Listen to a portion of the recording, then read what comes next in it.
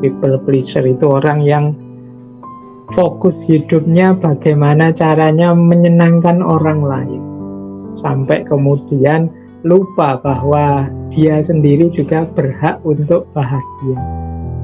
Ini namanya people pleaser. Ini wacana yang akrab mungkin untuk teman-teman yang kuliah di jurusan psikologi misalnya.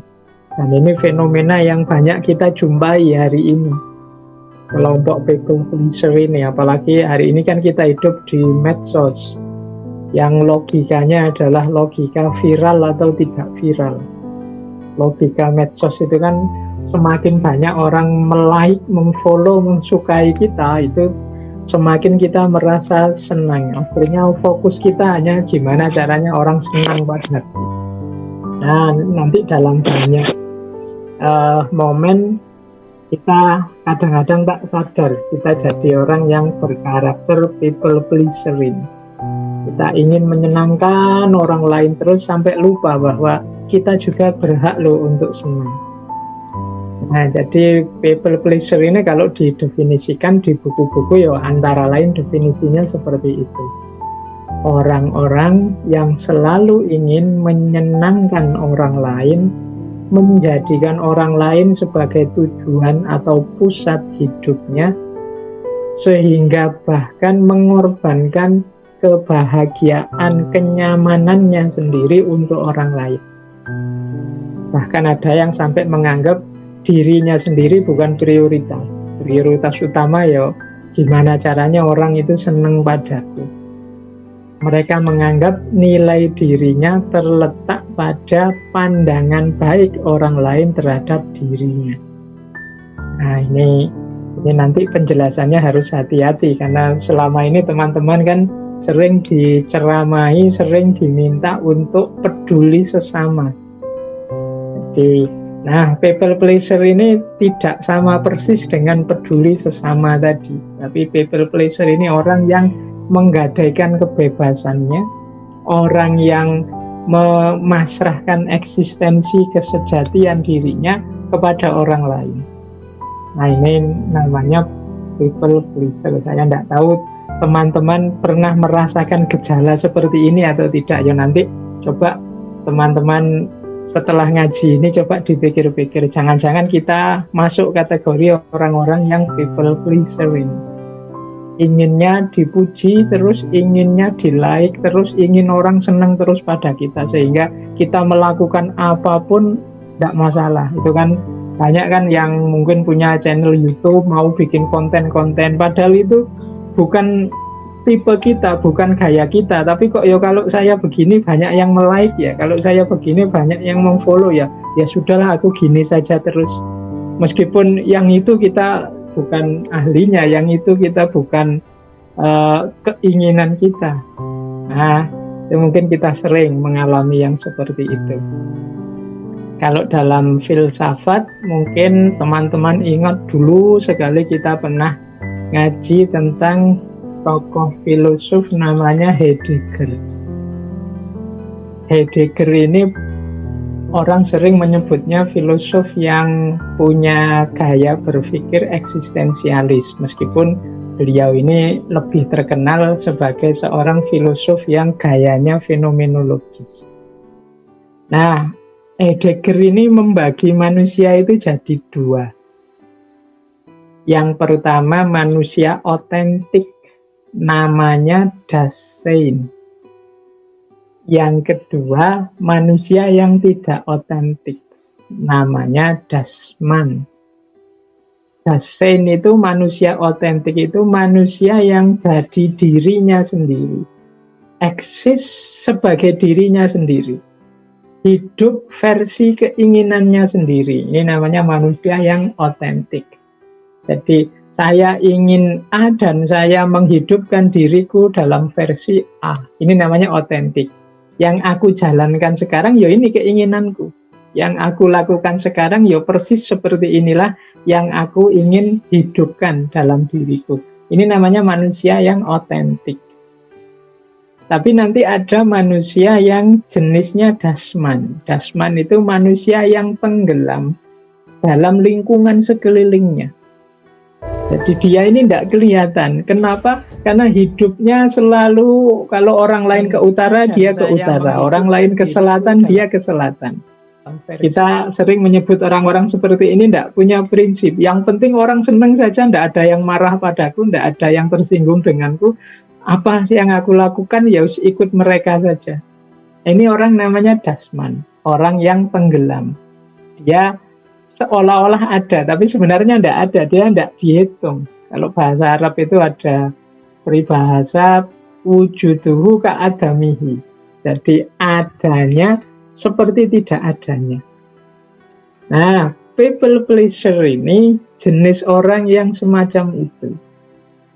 Jadi orang yang seolah-olah ada, padahal dia tidak ada. Keberadaannya dipakai hanya untuk orang lain, menyenangkan orang, menggembirakan orang, membuat orang suka atau setuju dengan dirinya, dan lain sebagainya. Jadi, ini awalnya ini, semoga sudah mulai bisa ditangkap.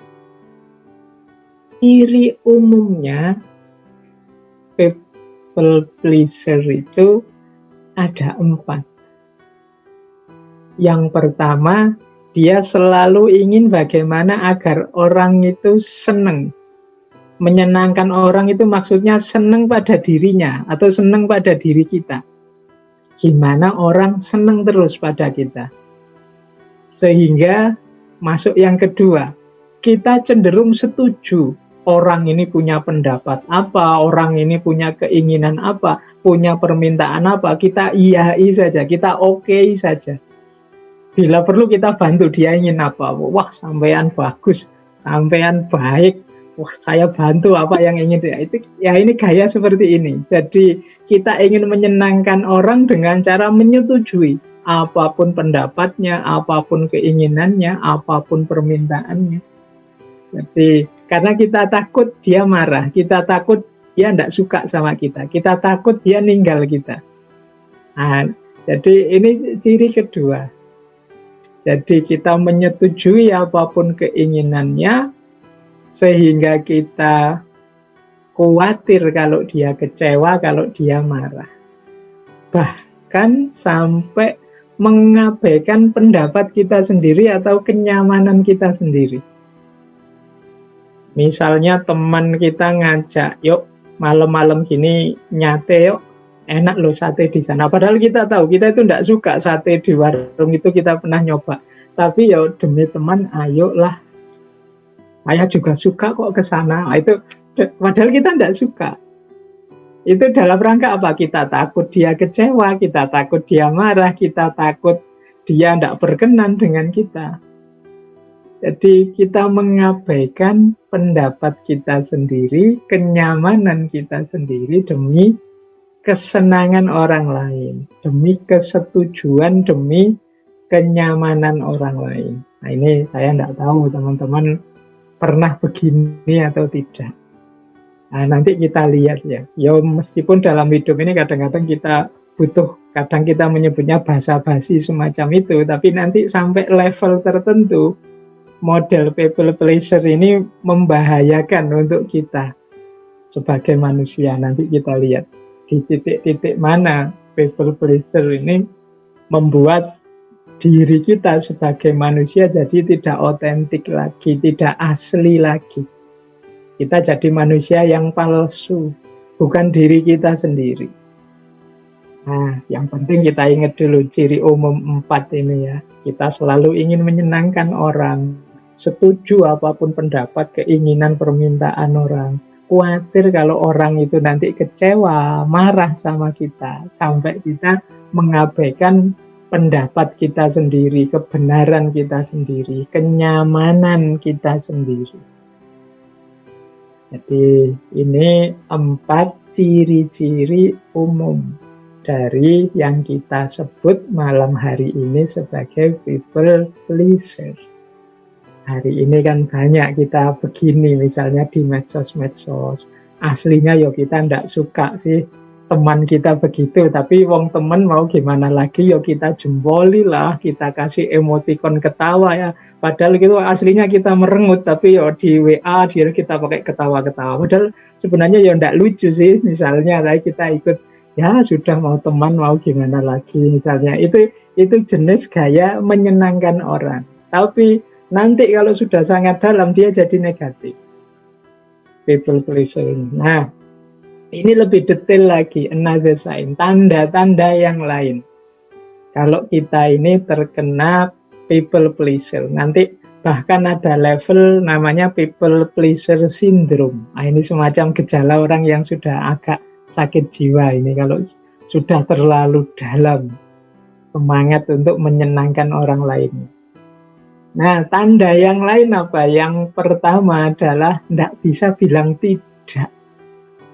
Jadi kalau teman yang minta, kalau dia yang minta, kalau pokoknya ya harus iya. Tidak enak mau bilang tidak itu. Nah, itu ciri pertama kita. Kalau kita berat sekali mengatakan tidak, padahal sebenarnya ya kita tidak setuju sih. Tapi ya gimana lagi, wong ya teman, ya sudahlah, oke sajalah. Nah, itu berarti kita tidak bisa bilang tidak.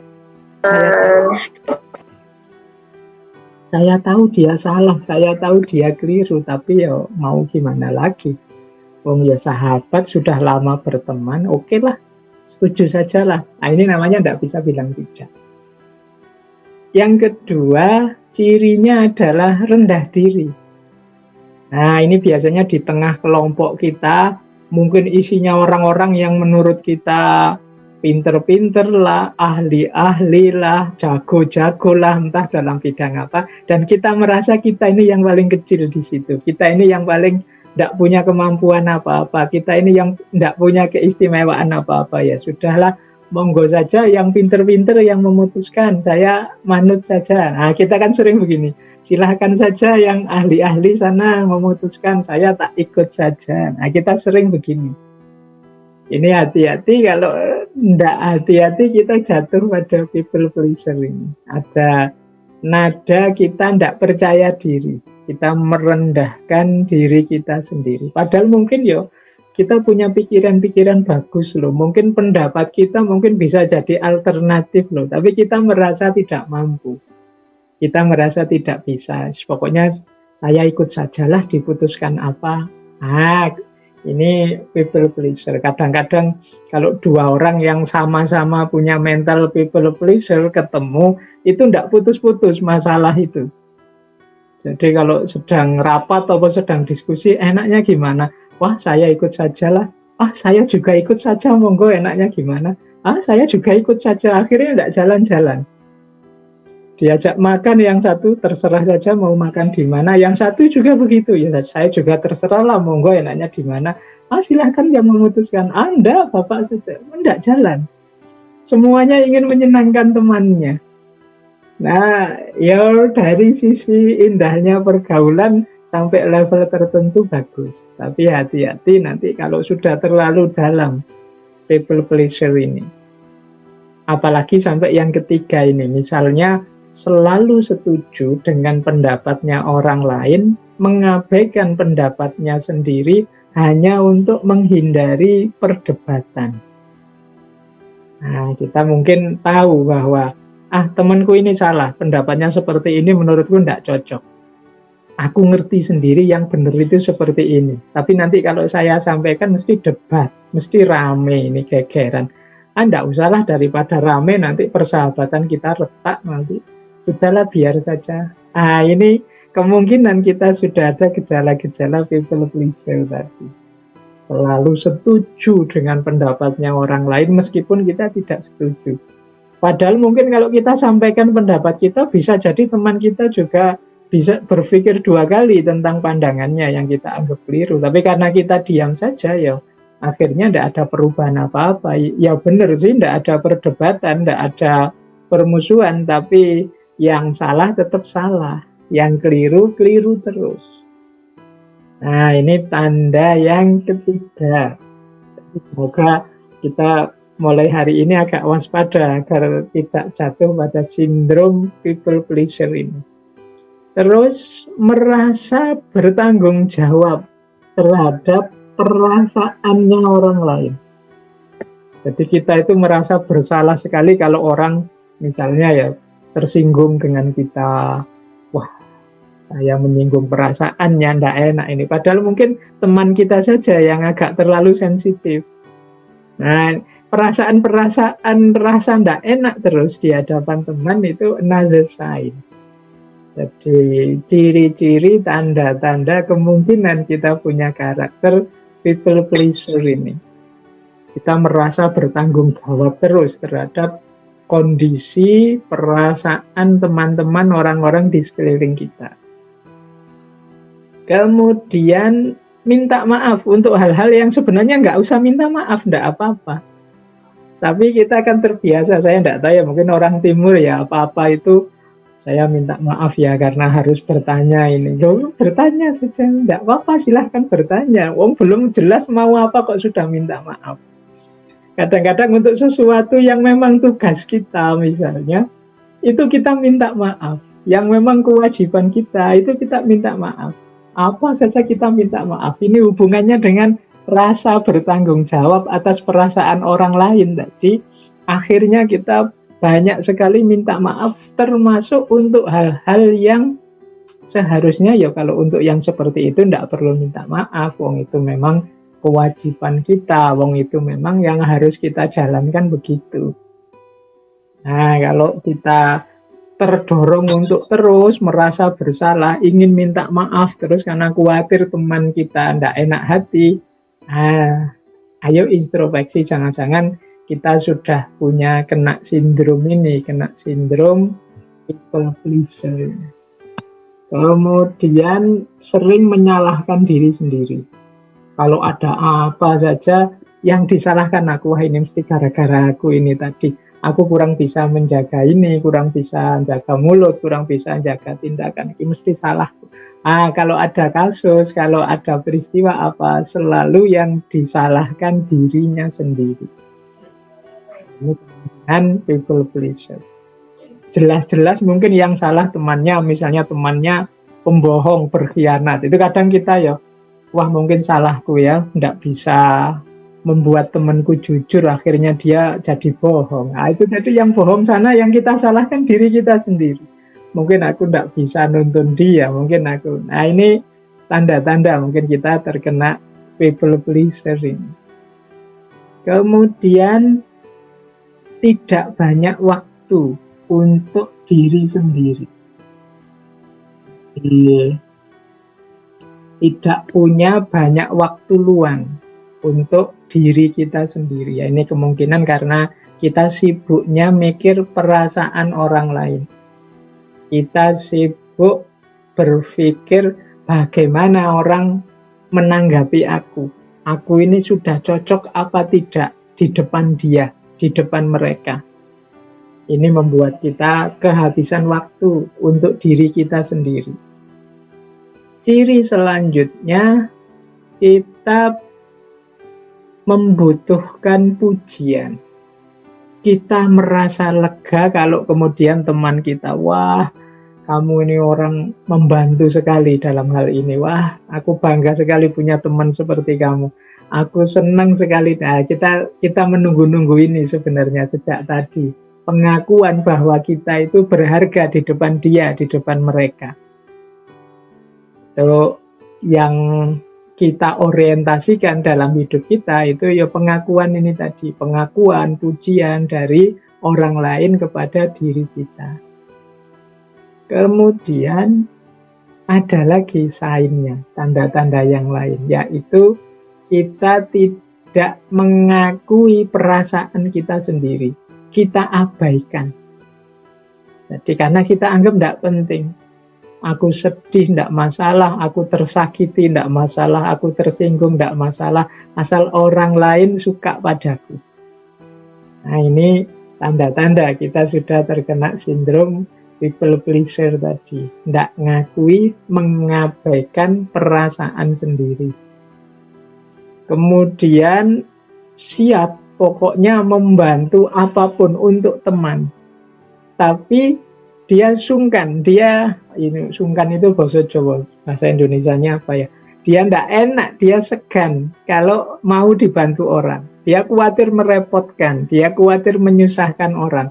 Karena nanti khawatir temannya menilai bahwa wah sampean ini sering merepotkan, sering menyusahkan, khawatir dapat klaim itu. Sehingga dia kalau mau dibantu, itu dia merasa segan, merasa sungkan.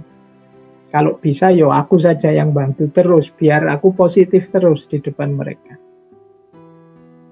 Dan yang selanjutnya, mungkin jadi tanda-tanda seorang people pleaser itu selalu ingin menghindari konflik. Jadi kalau bisa nyaman terus, rukun terus dengan sesama, meskipun saya harus berkorban perasaan, berkorban waktu untuk diriku sendiri, meskipun saya harus selalu setuju dan menghindari perdebatan, tidak masalah, yang penting tidak ada konflik, aku tetap diakui dan dihargai di tengah masyarakat, di tengah lingkunganku. Nah, inilah antara lain tanda-tanda bahwa kita ini punya gejala people pleaser. Baik, ini silahkan teman-teman ambil nafas sebentar, dibayangkan dirinya masing-masing apakah punya gejala-gejala tadi. Semoga tidak parah kalau ada, karena nanti kalau sangat dalam, sangat parah, mungkin malah butuh psikiater. Ini kalau dalam ilmu jiwa termasuk gangguan jiwa, termasuk disorder. Baik.